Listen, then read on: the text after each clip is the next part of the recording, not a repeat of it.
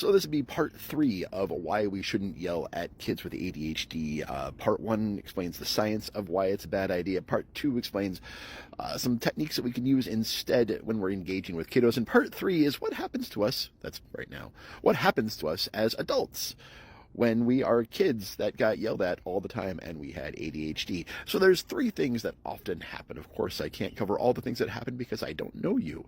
But thing number 1 is we become combative ourselves when we're older. Whenever we are bored, whenever we are agitated, whenever we are feeling listless, we will seek out conflict. We will start fights. We'll start arguments because that becomes the dopamine-seeking behavior that we learned as a child and we were never conditioned out of it. These individuals are often more confrontational as well, seeking out and being highly defensive, seeking out conflict and being highly defensive in various situations. Thing number 2 that happens is we decide that we don't want to be that person, ever. We don't want to be our parents. We don't want to be our teachers. And we work very, very hard to become an even keel, highly engaged, self-aware person.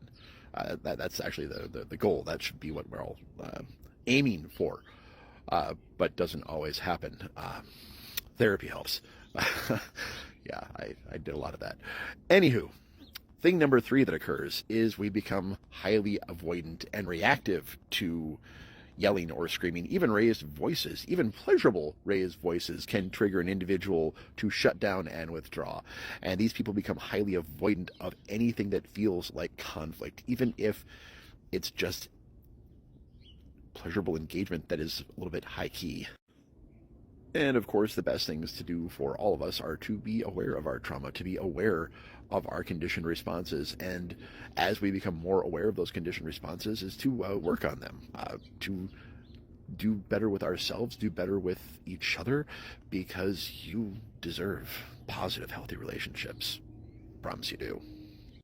And some of us might find benefit from journaling, and others might find benefit from doing things like ART or EMDR or somatic experiencing when we're doing, or DBT. DBT is actually a great one to unpack this stuff.